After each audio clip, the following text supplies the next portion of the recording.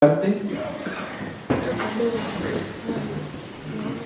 Dice la Escritura en Santiago 4:13, dice: someteos pues a Dios, resistid al diablo y huirá de vosotros. Dile que está a tu lado lo que hemos leído ahorita. Someteos, dice la Escritura. Dile al que está a tu lado: someteos pues. ¿A quién? A Dios.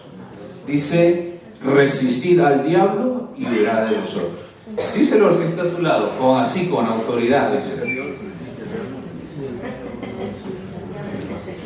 Someteos a Dios,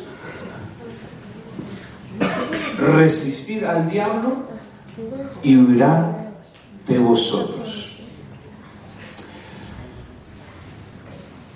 La Escritura nos dice que en el libro de Nehemías, que cuando Nehemías está en este reino donde habían sido,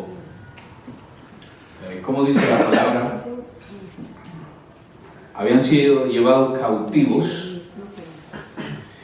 Dice la palabra que uno de los hermanos de Nehemías regresa, dice, de Jerusalén y trae un reportaje y le dice a Jeremías que el pueblo está en calamidad. Los que habían quedado en Jerusalén estaban en serios problemas. Las murallas estaban destruidas y las puertas, dice, de las murallas estaban quemadas. Y cuando leemos el libro de Nehemías, vemos que la ciudad de Jerusalén, el lugar donde Dios habitaba, estaba destruido, estaba en calamidad. Los que habían quedado en Jerusalén estaban pasando necesidades graves porque no había comida, no había alimento, no había agua, todo estaba escaso. Y quiero que vayamos al libro de Nehemías para que leamos esto. Dice la Escritura en Nehemías 1, capítulo 1, del versículo 5 al 10, dice lo siguiente: y dije, te ruego, oh Jehová, Dios de los cielos, fuerte, grande y temible, que guarda el pacto y la misericordia a los que la aman y guardan sus mandamientos, esté ahora atento tu oído y abiertos tus ojos para oír la oración de tu siervo, que hago ahora delante de ti día y noche por los hijos de Israel, tus siervos, y confieso los pecados de los hijos de Israel que hemos cometido contra ti. Sí, yo y la casa de mi padre hemos pecado. En extremo nos hemos corrompido contra ti y no hemos guardado los mandamientos, estatutos, preceptos que diste a Moisés tu siervo. Acuérdate ahora de la palabra que diste a Moisés tu siervo, diciendo: si vosotros pecareis, yo os dispersaré por los pueblos, pero si os volviereis a mí y guardareis mis mandamientos y los pusiereis por obra, aunque vuestra dispersión fuere hasta el extremo de los cielos, de ahí os recogeré y os traeré al lugar que escogí para hacer habitar ahí mi nombre. Ellos pues son tus siervos y tu pueblo, los cuales redimiste con tu gran poder y con tu mano poderosa. Mis hermanos, ¿se parece nuestra oración a este tipo de oración? Cuando nosotros estamos en medio de todo lo que pasamos, vivimos, ¿se parece nuestra oración a esta oración que hace este hombre delante del Señor? La ciudad de Jerusalén estaba destruida, arruinada. El pueblo que había quedado ahí estaba en necesidades. Y llega este reportaje y la actitud de este hombre dice que se sienta a llorar, lamenta delante de Dios saber que el pueblo o los que habían quedado en Jerusalén estaban en esa condición. Y dice las Escrituras que este hombre ora delante de Dios. Mis hermanos, Nehemías, en medio de esa circunstancia, se rindió delante de Dios, se humilló delante de Dios, se sometió a Dios. Señor, ¿qué vas a hacer tú en medio de esta situación que estamos? Porque él se contó, dice, mis pecados también, dice, y los pecados de mi familia, Señor, han provocado todo esto. Y Nehemías se humilla delante de Dios, se somete bajo la voluntad de Dios. ¿Por qué? Mis hermanos, porque no había otra cosa más que hacer, sino que rendirse delante de Dios para saber qué Dios va a hacer o qué Dios quería hacer en ese momento. ¿Por qué tú y yo debemos someternos a Dios?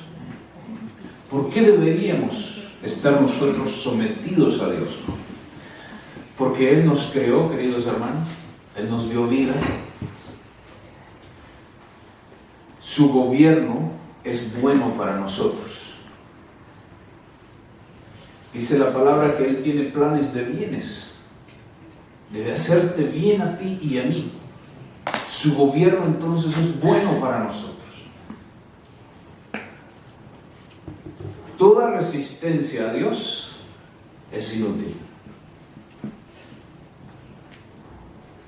¿Quién podrá resistirse, dice las Escrituras, al gran poder de Dios? No hay nadie que se resista. Entonces, si es inútil resistirse, ¿por qué no someterse? Si no hay nada que pueda resistir a Dios, ¿por qué no someterse a la voluntad de Dios? Porque tal sumisión, queridos hermanos, es necesaria para la salvación. Someternos a Dios, someternos al Señor es necesario. Y porque la única manera de tener paz para con Dios es sometiéndonos a Dios. Estamos en línea con Dios, estamos conectados con Dios, estamos de acuerdo con Dios. Entonces nos sujetamos a su gobierno, a su autoridad, a su señorío. Les decía la vez anterior, una cosa es saber de Jesús y otra vez es someterse a su señorío, a su gobierno, a su autoridad.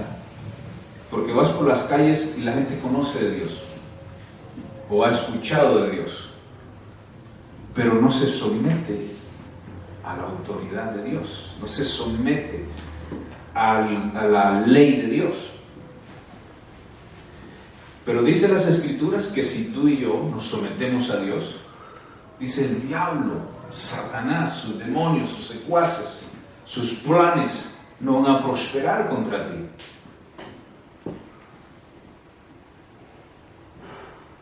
Si nos sometemos a Dios, queridos hermanos, vamos a poderle hacer frente a las tinieblas, a Satanás, a sus planes, a lo que Él quiere hacer en contra de tu vida. Si estamos sometidos a Dios, podemos hacerle frente a sus engaños, podemos hacerle frente a sus artimañas, a sus esfuerzos que Él tiene de intimidarte para que no camines de acuerdo a la voluntad de Dios. Pero solamente dice la Escritura, sometiéndonos a Dios. Dice, y resistiendo al enemigo, y él huirá de nuestras vidas. Después de haber llorado, después de haberse lamentado, vemos a Nehemías humillado delante de Dios. ¿Y qué podía hacer Nehemías si estaba lejos de la ciudad de Jerusalén? ¿Qué podía hacer? Este hombre se humilló. Dice las Escrituras que cuando fue delante del rey, no fue ni con ninguna petición, sino que el rey lo miró y miró que su rostro había cambiado. Y Dios ya había puesto una gracia delante del rey, que cuando Nehemías habló, la gracia de Dios en él provocó que el rey le preguntara y le dijera, ¿qué tienes, Nehemías? Y Nehemías le cuenta la situación y el rey le da todo aquello que Nehemías pide para ir y ayudar al pueblo del Señor y reconstruir las murallas. Yo creo que si Nehemías no se unía delante de Dios, no ora delante de Dios, las cosas hubieran sido diferentes. Yo creo que no hubiera encontrado ese favor de Dios en el hombre que estaba ahí, en el gobernante, en el rey, en el que estaba en autoridad. Pero vemos cómo Dios abre camino, mis queridos hermanos, en medio de la incertidumbre, en medio de la adversidad y en medio del lamento, del dolor de Nehemías, cómo la gracia de Dios provee todo lo que Nehemías necesitó. La palabra resistir viene de dos palabras griegas que significan estar de pie y en contra. Resistir, estar de pie y en contra. Te sometiste a Dios, ahora estás de pie y en contra de todo plan de las tinieblas, de todo pensamiento o plan satánico. Estás preparado, conoces la voluntad de Dios porque te sometiste a Dios, sabes lo que dice la Escritura acerca de ti, entonces los planes de Satanás no prosperarán contra ti. Te has sujetado a Dios, me he sujetado a Dios y estoy de pie resistiendo, dice, en contra de toda artimaña del enemigo, en contra de todo dardo del enemigo. Estoy de pie. Y dicen las Escrituras que Satanás dice, huirá. Porque te halló resistiendo. Te encontró firme, te encontró de pie, te encontró qué posición física que podamos ponerla en espiritualmente que refleje esto, resistiendo al Señor, al diablo y a sus artimañas que vienen hacia ti y tú estás resistiendo, no te mueves y estás parado firme, estás sustentado en el Señor y estás resistiendo toda obra del enemigo. ¿Qué necesitamos nosotros para resistir? ¿Fuerza física? ¿Qué necesitamos? Si hablamos de resistencia, en lo natural hablaríamos de algo físico, ¿no? La capacidad, digamos, que los atletas desarrollan se debe a que practican, entrenan, están siempre corriendo, están siempre preparándose, alimentándose bien para cuando llegue el tiempo de la competencia, la lucha, tengan la resistencia necesaria para pelear, para jugar.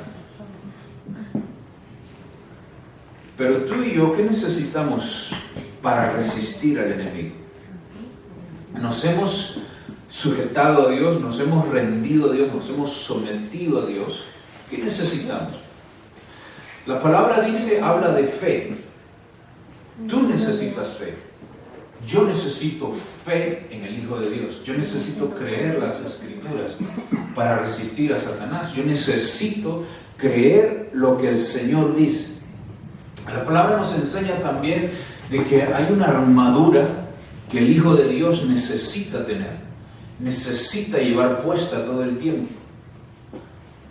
Y sin esa armadura, sin esa fe, pues te va a ser muy difícil poder pararte firme en contra de las artimañas del enemigo. Entonces necesitas fe, necesitas lo que dice el libro de Efesios, esa armadura que el Hijo de Dios necesita tener para hacerle frente a las obras del enemigo. Cuando tú y yo pasemos por medio de la tentación, por medio de la prueba, por medio de la lucha espiritual que se desata en nuestro caminar, en nuestra vida diaria, necesitamos, queridos hermanos, estar sometidos a Dios. No es que cuando vino la prueba me voy a someter a Dios, que normalmente tendemos nosotros a buscar una solución cuando viene el problema. Pero nosotros deberíamos estar siempre sometidos a Dios, rendidos a Dios, para que el enemigo no nos haya distraído o debilitados por no saber qué hacer. Si vivimos de esa manera, queridos hermanos, será mucho más fácil para nosotros poder hacerle frente al enemigo, porque estamos preparados, porque estamos listos, estamos aware of, estamos despiertos, estamos atentos a lo que el enemigo quiera o intente hacer en contra de nuestras vidas, y saldrá, dice, corriendo, dice las Escrituras.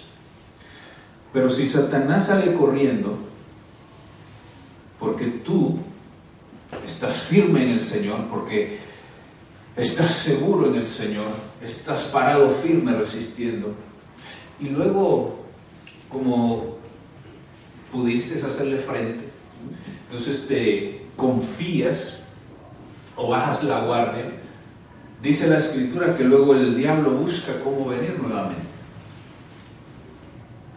para ver cómo estás. ¿Estará firme nuevamente, Claire? Vamos a ir a ver.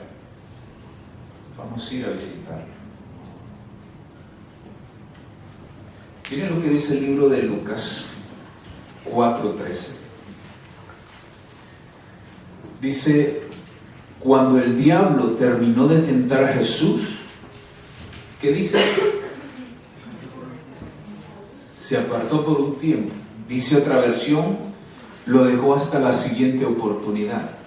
Quiere decir que cuando el Señor pasó todas esas tentaciones que trajo el enemigo, como se le acabaron todas las artimañas con el Señor, se le acabaron todas las estrategias que tenía, ya no pudo más, se le acabaron las ideas, dice, lo dejó hasta la siguiente oportunidad. Y volvió nuevamente a buscar un momento, a ver que está descuidada el Señor Jesús, está rodeada de los discípulos. Ahorita vino una mujer enferma, a ver qué va a hacer. Vino una mujer en adulterio, a ver qué va a hacer el Señor Jesús ahora.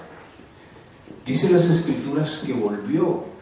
Mis hermanos, cuando nosotros resistimos al enemigo en los momentos de tentación, necesitamos seguir firmes en la verdad de Dios, porque el enemigo vendrá nuevamente a ver si sigues firme y traerá otra manera, otra forma de cómo querer hacerte caer, querer hacerte pecar, querer hacerte que violes los principios y la verdad de Dios en tu vida. A Jesús le pasó, al Señor Jesús le pasó. Sabemos nosotros, dice, fue llevado el Señor Jesús por 40 días al desierto, y también el Satucho también estaba ahí por 40 días y noches. Satanás lo tentaba. Lucas menciona esas 3 oportunidades en que el Señor es tentado, pero la Biblia dice que todo ese tiempo que el Señor ayunó, Satanás lo tentó. ¿De qué manera lo tentaría? ¿De qué forma lo tentaría? Pero lo más relevante, creo yo, que menciona el libro de Lucas, es que fue tentado 3 veces con respecto a su obediencia al Señor, con respecto al conocimiento de las Escrituras y a lo que Él era. Porque el Señor le dijo: escrito está todo lo que yo tengo que hacer. El Señor sabía lo que tenía que hacer, y Satanás viene y lo tienta conociendo lo que el Señor tenía que hacer. Miren la astucia de Satanás. Sabiendo lo que el Señor tenía que hacer, Satanás lo tienta, pero de una forma inversa. Estás ayunando, hay que comer. Si eres hijo de Dios, tírate de aquí. Y el Señor mandará a sus ángeles. Y tenía toda la razón. le estaba diciendo algo que era cierto. Dile a estas piedras que se conviertan en pan y se convertirán. El Señor tenía ese poder para hacer esas cosas, pero no estaba escrito de Él que hiciera esas cosas. No estaba escrito de Él que le demostrara a Satanás que Él tenía el poder. Pero Satanás lo tentó sabiendo esas cosas y no halló, dice, no halló nada para tentarlo, entonces se apartó por un tiempo. Cuando Satanás, mis hermanos, viene sobre tu vida de diferentes formas, tentaciones, pruebas, dificultades, desafíos en esta vida, pensamientos, deseos, y si tú estás firme en la verdad de Dios, de lo que se ha dicho que tú eres en Cristo Jesús, de lo que tú tienes en Él, de lo que tú eres en Él, no podrá hacerle frente, no te podrá hacer frente, porque estás firme en algo que tú eres. El problema es que cuando no conocemos y alguien nos dice algo y nos la creemos, entonces somos arrastrados, somos llevados, somos seducidos y caemos en la trampa del enemigo. Satanás no era tonto porque no utilizó todos sus recursos en algo que sería ineficaz. Sabía que el Señor Jesús no iba a caer, entonces se fue, desapareció, igual luego buscó una manera de cómo volver al Señor y tentarlo. Por un tiempo nada más, dice las Escrituras. Al resistir todas estas tentaciones, nos podemos dar cuenta de algo, mis hermanos, que en las Escrituras el Señor Jesús necesitó, dice la palabra, del Espíritu Santo, y necesitó conocer las Escrituras.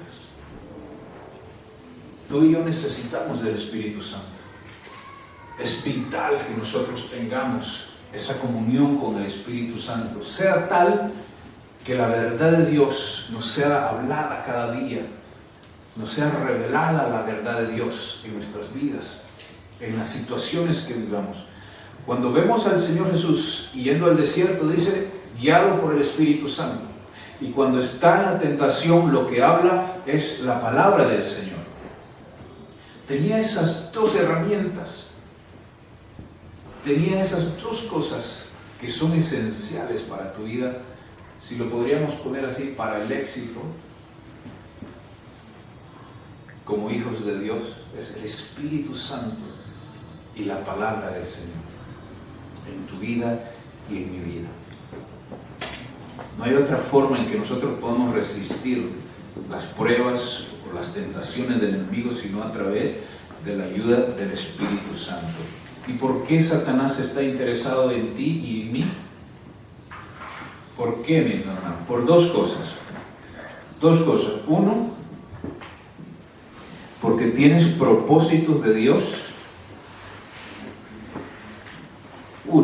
Porque tienes propósito de Dios. Y lo otro es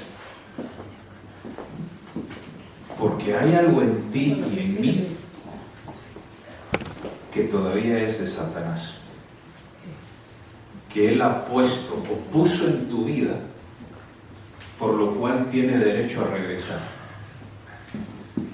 Si hay algo en tu vida que es de Satanás, y suena como feo, o suena como no es posible, yo soy hijo de Dios, pero hay en ti algo que le permite a Satanás regresar y volver a tentarte, volver a probar.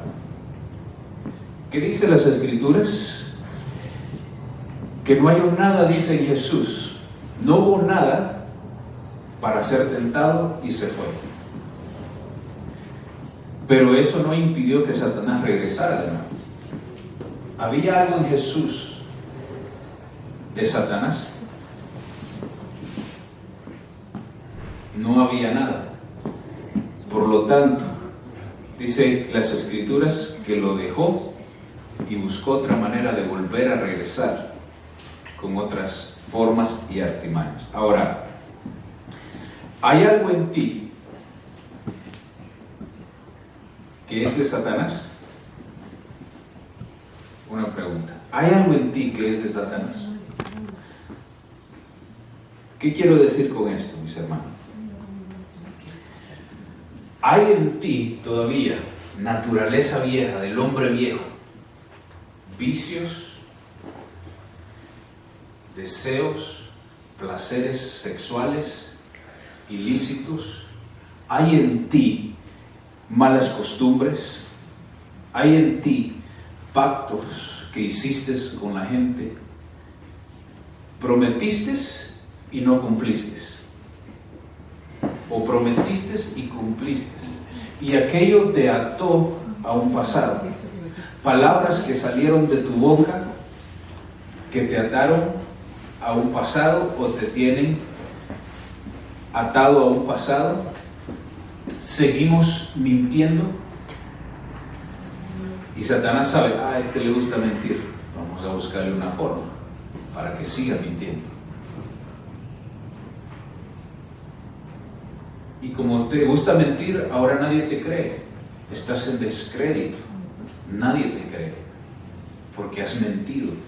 Y a Satanás sabe que te gusta mentir, entonces él va a traer momentos en los cuales vas a tener que mentir. Malos hábitos. Aún tu vocabulario no ha sido cambiado completamente y sigues hablando palabras feas, sucias. Tu temperamento, orgullo, tu mente no está siendo renovada conforme a las Escrituras.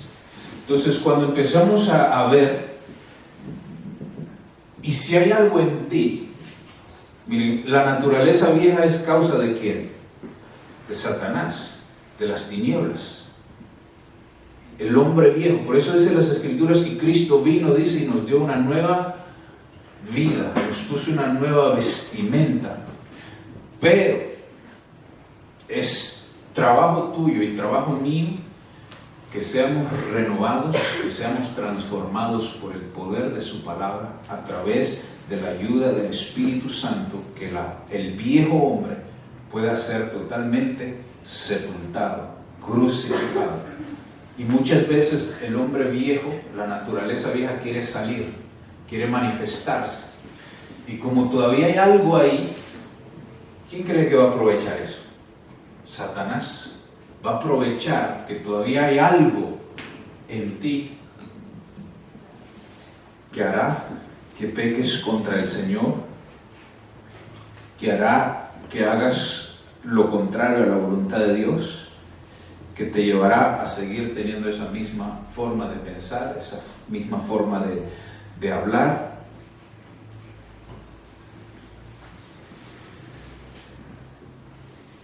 Robar, malas mañas, malas costumbres, malos hábitos. Quiero recordarte algo, mis hermanos. Hace mucho tiempo, yo se los he compartido, pero viene a mi mente volver a decir esto. Trabajando en una oficina con varios latinos, muy buena onda, les gustaba tomar todo lo que no era de ellos, y yo sabía que estaba mal. Trabajamos en una oficina de abogados eran abogados ricos, y todo lo que había ahí era de calidad, entonces llamaba la atención. Y muchos empezaron a tomar cosas, lapiceros, reglas, papeles, libretas. Y yo decía, no pasa nada, porque el siguiente día vamos y no hay ningún reclamo. Hay abundancia acá. Y resulta, queridos hermanos, que yo sabiendo que no está bien, un día dije yo, pues me voy a llevar unas, yo también. Al fin y al cabo nadie está bien. Pero estaba ahí el Espíritu Santo. Por eso, cuán importante es que el Espíritu Santo y tus oídos estén atentos a su voz. Mira, mis hermanos, yo no dormí esa noche. Y al siguiente día, ahí iba yo con la mochila y con una gran vergüenza. Porque nadie me había visto, pero Dios me había visto. Y había una gran vergüenza en mí que yo regresé esas cosas y mientras limpiaba, así como las tomé, así las puse de regreso. Porque no era mío. Hay cosas que no son nuestras, que tienen un dueño, que alguien pagó un precio y nosotros debemos respetar aquello, debemos cuidar que nuestras manos no se atrevan a tomar lo que no es nuestro.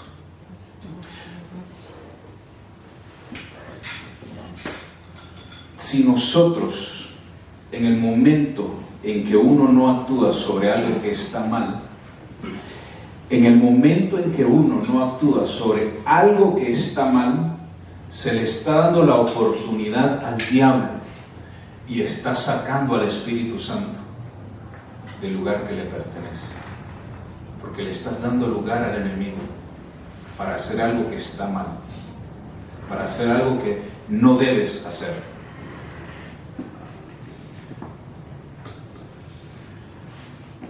¿Qué hay en ti que el diablo vuelve nuevamente? Dile al que está a tu lado, ¿hay algo en ti que le das lugar al enemigo?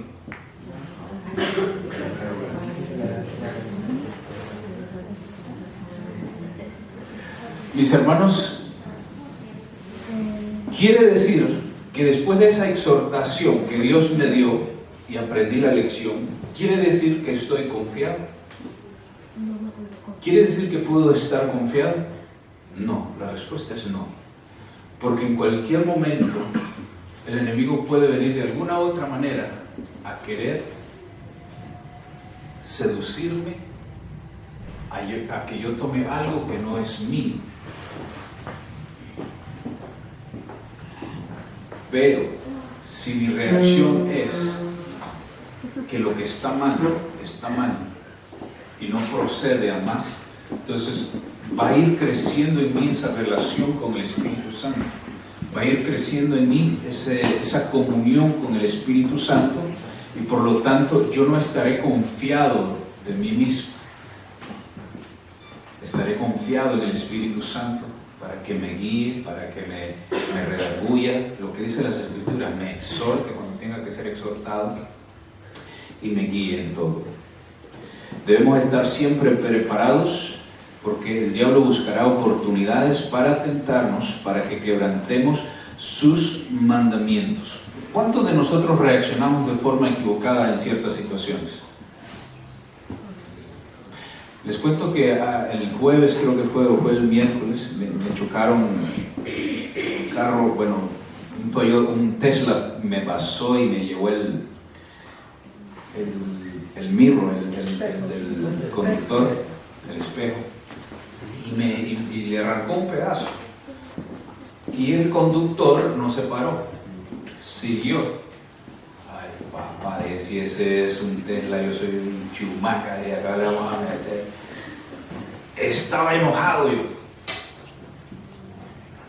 Estaba enojado porque el hombre no hizo lo que tenía que hacer, debía haberse parado. Y lo perseguí, lo alcancé. Y bueno, me dijo, ay, lo sientes que iba a traer a mi hijo. ¿Cómo que va a traer a tu hijo? A ver, vamos a ir a la escuela. Y pues, la verdad que no estaba mintiendo. Pero cuando tú chocas, tu acción debería ser que te paras. Porque es ilegal. Es ilegal que tú salgas corriendo o conduzcas más rápido. Mis hermanos, y me enfurecí, me enojé en realidad por esa acción del hombre. No porque me chocó, porque son accidentes, pasan, sino por la acción del hombre. Y hay veces que uno reacciona mal y es una oportunidad que el diablo toma para que tú quebrantes los mandamientos de Dios, que tú quebrantes la relación que hay con Dios y hagas cosas que no debes hacer. Entonces, hay momentos que reaccionamos mucho y yo les digo hoy delante de ustedes, hay muchas veces que el orgullo me gana a mí. Y es algo en lo cual batallo. Hay momentos en los cuales el orgullo quiere salir, quiere manifestarse. Y si por alguna razón ha habido orgullo en mi vida, yo les pido perdón, porque no es bueno. Dicen por ahí que hay orgullo bueno. ¿Sí o no? ¿No hay orgullo bueno? Y le pido perdón a mi esposa, también a mis hijos, por si de alguna manera también en mi orgullo yo los he lastimado, porque muchas veces nuestras acciones causan daño, hieren a las personas. Bueno, dice la gente que hay orgullo bueno, orgullo malo. Vamos a ver lo que dice la psicología. Miren, estaba buscando. La psicología ha definido que hay dos tipos de orgullo: el positivo y el negativo. Estudiando lo que la psicología dice, pues hay dos tipos: el positivo, dice, y el negativo. Yo quiero pensar que tengo el orgullo positivo. Soy positivo, ¿no? Pero ustedes dirán, ustedes califican. El orgullo positivo se le llama autoestima y autoconfianza. Este se manifiesta en amor hacia nosotros mismos, nos ayuda a valorarnos y a descubrir fortalezas. Está bien, ¿no? Nos ayuda a valorarnos y a descubrir fortalezas. El orgullo negativo, dice, es la soberbia. ¿Cómo se manifiesta o cómo se despliega? Dice, en engreimiento, arrogancia, y es generador de conflictos. Si hay orgullo en ti y hay manifestación de engreimiento, arrogancia y conflictos, quiere decir que hay orgullo. Y el orgullo no es bueno, queridos hermanos. Dice la palabra que el Señor detesta al orgulloso, pero exalta, dice, al humilde. Si hay orgullo en ti, si este no está dejando que Cristo resplandezca en medio de nuestras vidas, entonces es necesario, queridos hermanos, que lo saquemos de medio de nuestras vidas. Miren lo que dice el libro de Mateo 16, del 13 al 16. Vamos a ir viendo porque muchas veces creemos que no pasa nada. Tenemos un amigo que dice, no pasa nada. Se caen los hijos, se quiebra un pie, no pasa nada. No sé si lo conocen, pero choca y no pasa nada. Miren lo que dice el libro de Mateo 16, del 13 al 16. El Señor les preguntó a sus discípulos, ¿quién dice la gente que soy yo? Ellos respondieron, algunos dicen que eres Juan el Purificador, otros dicen que eres Elías y otros que eres uno de los profetas. Y el Señor Jesús le dice, ¿y ustedes quién dicen que soy? Pedro, nuestro amigo Pedro, quiso ser el primero y levantó la mano y dijo, Señor, Señor, Señor, como en la escuela, ¿no? Con los niños, Señor, Señor, Señor, Señor, Señor, tengo la respuesta. Y le dice el Señor, a ver, Pedro, ¿qué dice la gente? ¿O qué dices tú que soy? Dice, Pedro dijo, tú eres el Cristo, el Hijo del Dios viviente, afirmó Simón Pedro. Dichoso tú, Simón, hijo de Jonás, le dijo Jesús, porque eso no te lo reveló ningún mortal, sino mi Padre que está en los cielos. ¿Qué pensaría el discípulo amado? ¿Saben cuál es el discípulo amado, Angie? Juan. Imagínense, está Pedro ahí y está aquí el discípulo amado y acá Pedro, Señor, Señor, Señor, tú eres el Hijo del Dios viviente. Y acá el Hijo amado, me la ganó. Ay, ¿de dónde la sacaría? Pero dijo el Señor, esto no te lo reveló carne ni sangre, sino mi Padre que estás en los cielos. La revelación más grande del siglo, mis hermanos, se la sacó Pedro delante de todos los discípulos y todos los que estaban ahí. ¿Tú te imaginas la honra que esto fue para Pedro? ¿O la honra en la cual el Señor Jesús lo puso? Esto no te lo reveló ningún hombre. Esto ha sido revelación del Padre. Yo te pregunto, mis hermanos, ¿se llenaría Pedro de orgullo, sí o no? Honra, dice las Escrituras, pero la honra se convirtió en orgullo. Vamos a verlo por qué. Pero primero, ¿qué pasaría si hubieses sido tú el que dice esa gran verdad? Si hubieras sido tú, Pedro, y Dios te pone en ese lugar de honor, ¿cuál hubiera sido tu actitud después de haber sido honrado por el Señor? ¿Cuál es tu actitud cuando eres honrado por algún hombre, alguien que esté en autoridad? ¿Cuál es tu actitud al ser tú parte del ministerio de alabanza? ¿Cuál es tu actitud al ser parte del ministerio que tengas aquí en medio de esta iglesia? ¿Has sido honrado de tal manera que quizás nuestro corazón, nuestra vida se llenó de orgullo por la honra que nos dieron?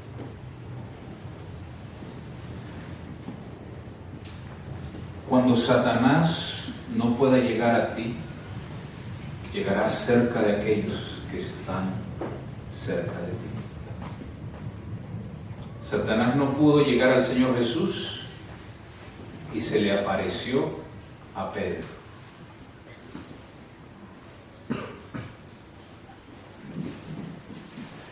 Satanás no pudo tentar a Jesús, entonces buscó a otro que estuviera cerca de él para tentarlo. Dice la palabra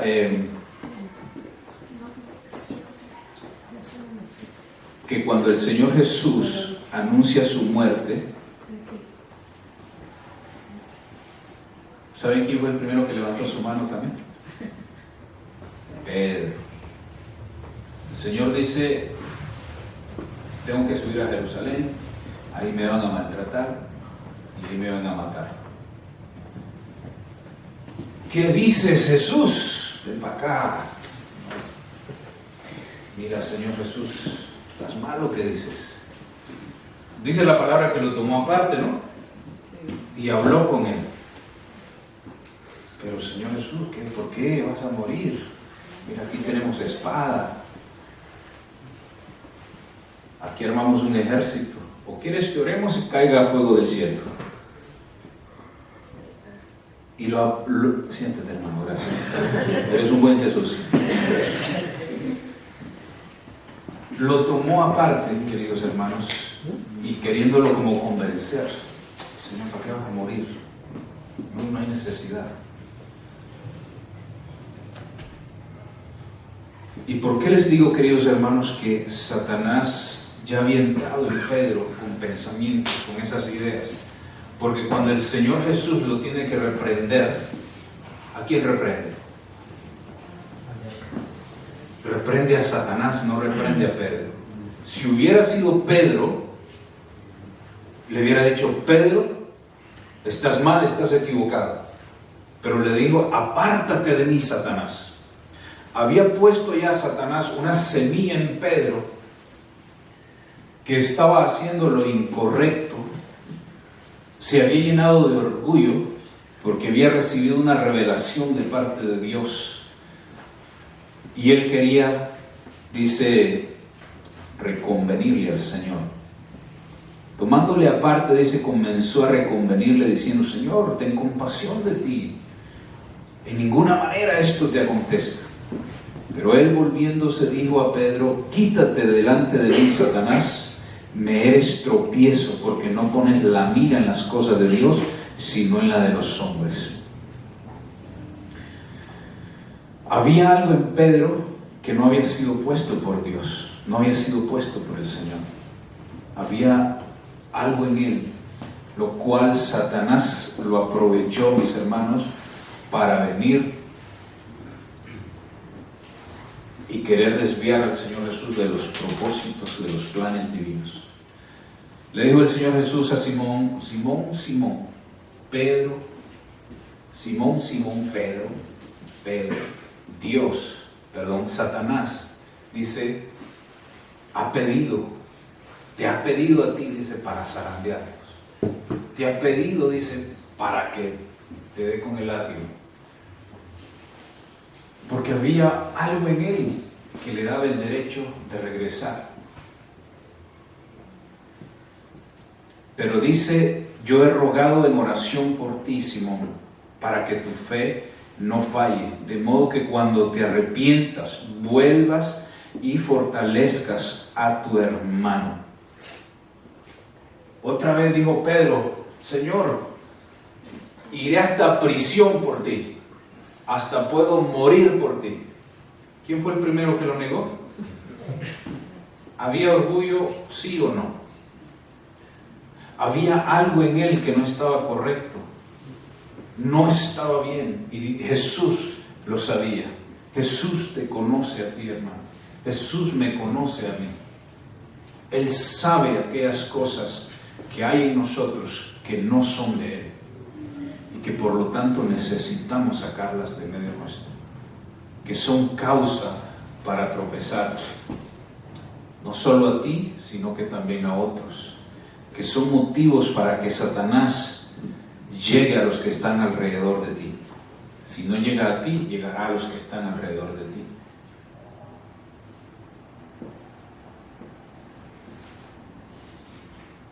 Años más tarde, Pedro igual se encuentra batallando con el orgullo, mis hermanos, y también la hipocresía.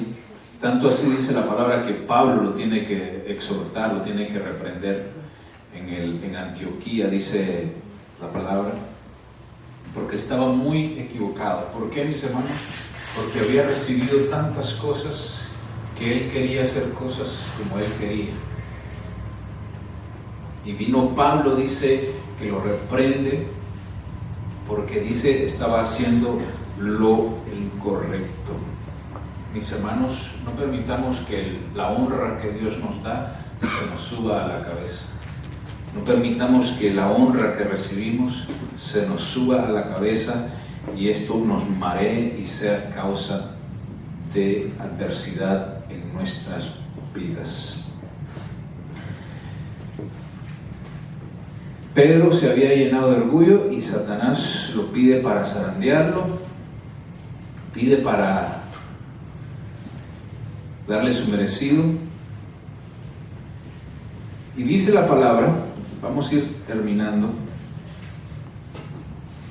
que cuando las tinieblas vienen a ti, porque tienes propósito de Dios, o porque hay algo todavía en ti que no es de Dios, que ha sido plantado, una semilla del enemigo. ¿Se acuerdan la parábola cuando el Señor dice que el Señor sembró, dice, pero a medianoche vino alguien que también sembró otra semilla?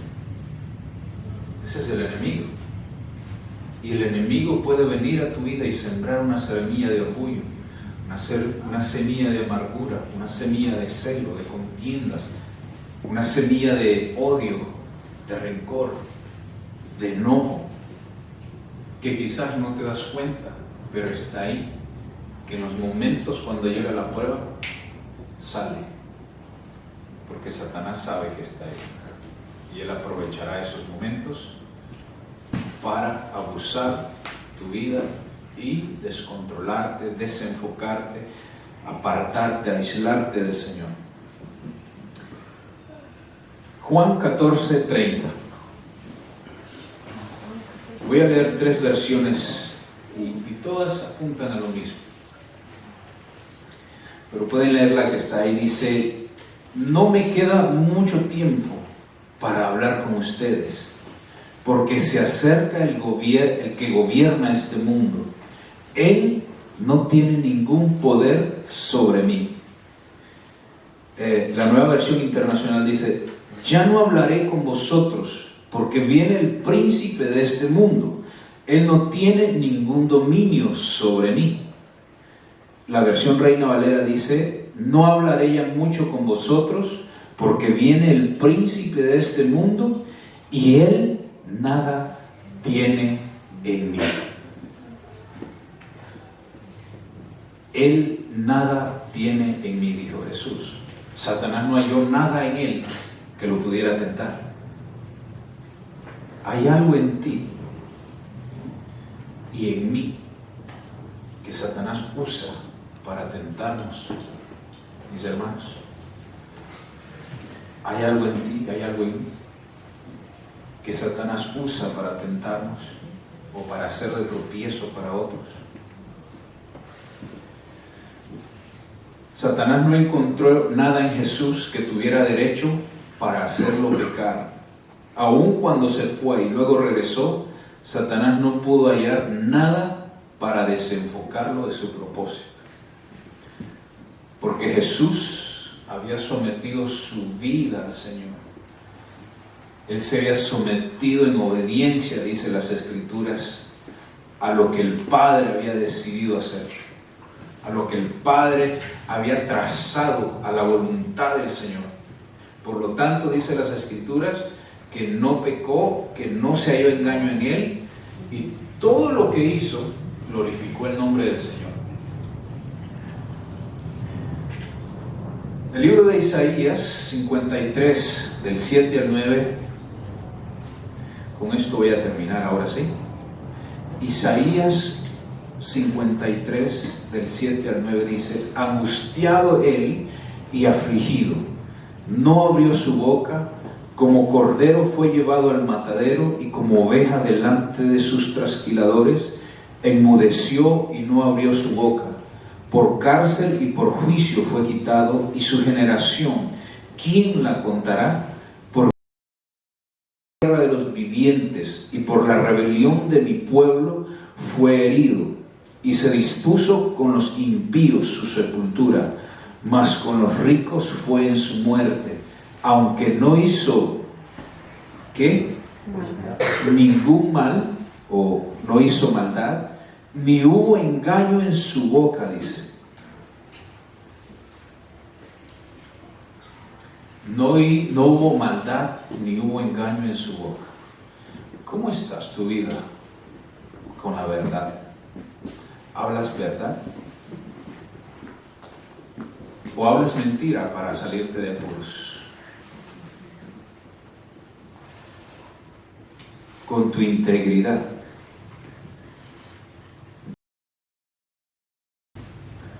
para estar bien. Hablen mal.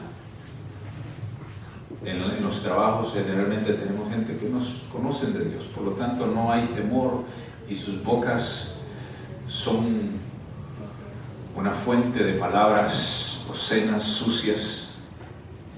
Ahora tú no puedes evitar que ellos hablen lo que quieren, pero puedes poner un límite, porque tú eres un hijo de Dios y puedes poner límites a la gente con la cual te relacionas. Pero mis hermanos, si hay algo en ti o hay algo en mi vida que no es de Dios, es porque no ha venido de Dios, es porque ha sido sembrado por el enemigo, es porque ha sido sembrado por las tinieblas, y si tú y yo no lo sacamos, será oportunidad de las tinieblas para que vuelvan y regresen y hagan que peques, hagas las cosas contrarias a la voluntad de Dios, hagas lo que no debes hacer, quebrantes los principios de Dios y no crezcas. Vas a estar con el mismo problema, porque va a estar ahí. Hay cosas que Dios puede hacer, pero hay cosas que tú y yo necesitamos hacer. No todo es de Dios. Dice, el Señor se acercó a nosotros y nosotros, dice, tomamos la decisión de recibirlo a Él como nuestro Señor y Salvador. No es a la fuerza. Él toca, dice. Si tú abres la puerta, Él entra. Hay cosas en tu vida que necesitas sacarlas, desecharlas. En Cristo Jesús. Ya no es así. Es a la manera de Cristo. Es a la estandarte de Cristo. Entonces, para crecer y para avanzar necesitamos sacar esas cosas que tú sabes que están ahí, que llegan, toca a la puerta del enemigo. Y como están ahí, tiene derecho. Porque están ahí. No son de Dios, son del enemigo. Y tú necesitas sacarlas para avanzar en el Señor, para crecer en el Señor, para que el Señor continúe obrando en medio de tu vida. Y son decisiones personales.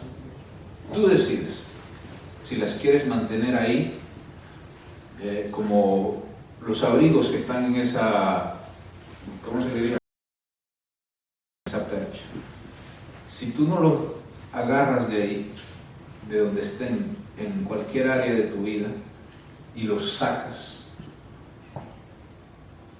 y le das lugar al Espíritu Santo para que llene ese espacio, si tú no lo haces, seguirá ahí, y seguirá siendo un tropiezo, seguirá siendo un obstáculo, tu fidelidad con Dios, en todo lo que tú haces. En todo lo que tú haces, en todo lo que tú practicas, en la integridad, en la fidelidad a Dios, en el amor a Dios, en el tiempo a Dios. Es más importante otras cosas, pero los tiempos con Dios, al fin y al cabo, pero no vas creciendo, no vas aumentando, sino que vas caminando, pero sigues estancado en esa área de tu vida, porque no se la hemos entregado al Señor. Y yo me he tomado la decisión de quitarlo, de sacarlo, que no sea más un obstáculo en mi vida. Amén. Ponte de pie, vamos a orar. Jesús dijo, no hay nada de Él en mí.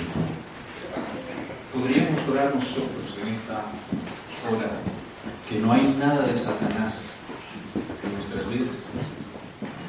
Podríamos decir en esta hora que no hay nada de Satanás en nuestras vidas. Si no lo hay, gloria a Dios. Pero revisa tu corazón, revisa tu mente. ¿Qué hay en ti que no es de Dios? Orgullo, celos, contiendas, avaricias, enemistades, pleitos.